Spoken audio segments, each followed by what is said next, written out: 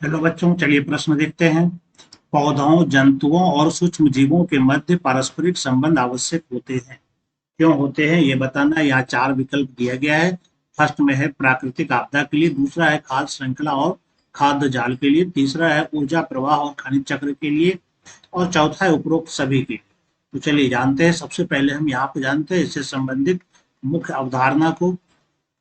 मुख्य अवधारणा हम जानते हैं कि हमारे जो पारिस्थितिकी तंत्र होते हैं, पारिस्थितिक तंत्र अर्थात इकोसिस्टम यानी पारितंत्र, इस इकोसिस्टम में मुख्य रूप से तीन भाग होते हैं।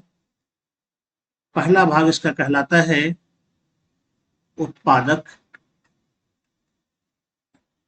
जो कि सभी हरे पौधे जो होते हैं वो इसमें आते हैं। दूसरा होता है यहाँ पर उपभोक्ता। दूसरे नंबर पर जो आएगा वो होगा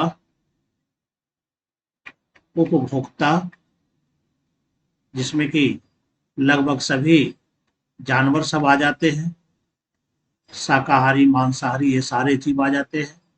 और तीसरे में आता है हमारा अपघटक,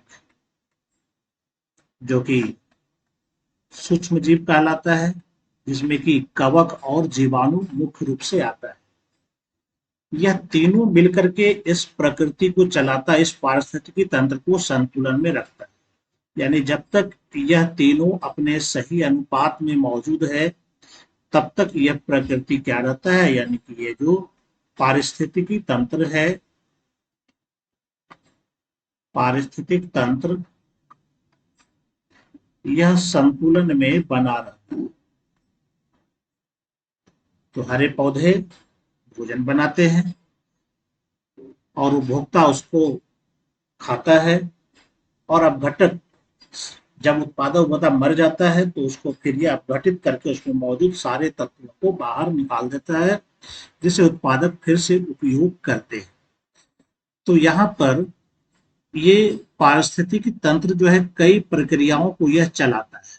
जैसे अगर इसकी प्रक्रियाओं को ले, जैसे इसके कारण ही आहार श्रृंखला होती है, और ये आहार श्रृंखला संतुलित में होती है, सभी जीव एक दूसरे के समय खाता है, इससे जीवों की संख्या संतुलित रहती है।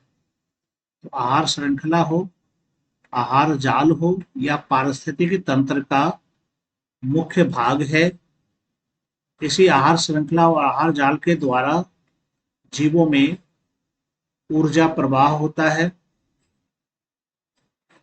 इसके अलावे जो मिनरल साइक्लिंग यानी कि खनिज चक्र है, यह भी होता है। तो अगर इसमें से किसी की भी कमी हो जाए, यानी यहाँ पर जो कहा जा रहा है, अगर इसमें से ये जो तीन अवयव है इसके, अगर इसमें इसके अवयव में अगर असंतुलन आ जाए तो ये जो पारिस्थितिकी तंत्र है ये भी असंतुलित हो जाएगा। ये भी क्या होगा, ये यहाँ पर असंतुलित हो जाएगा, और बहुत बड़ी प्राकृतिक विपदा इसमें आ सकती है। अगर अवयव में संतुलन हो जाए तो इसमें इस पर भी बुरा प्रभाव पड़ सकता है, यह भी असंतुलित हो जाएगा। तो जो जैव विविधता है वो नष्ट होने लगेगी और पूरी पृथ्वी पर असंतुलन देखने के लिए मिलेगा। चलिए विकल्प देखते हैं, विकल्प में क्या कहता है। पहला यहाँ विकल्प है प्राकृतिक आपदा के लिए। तो प्राकृतिक आपदा तब होगी जब इनके अवयवों में असंतुलन हो।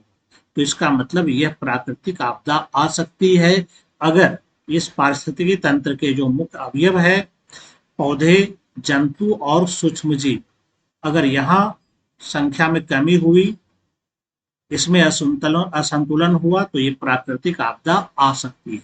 तो ये असंतुलन के कारण ऐसा संभव है। इसका मतलब ये हमारा सही जवाब हो सकता है।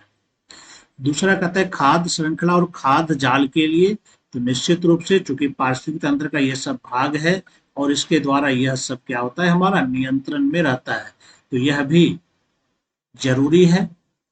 तीसरे में ऊर्जा प्रवाह और खनिज चक्र है, तो ऊर्जा प्रवाह और खनिज चक्र के लिए भी इसकी आवश्यकता होती है। यानी उपरोक्त सभी के लिए चारों जो है इसमें ऊपर के तीनों वाला, ये सब के सब उत्तर इसका सही है।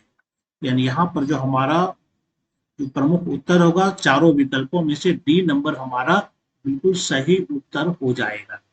आशा करता हूँ आप समझ गए होंगे। धन्यवाद।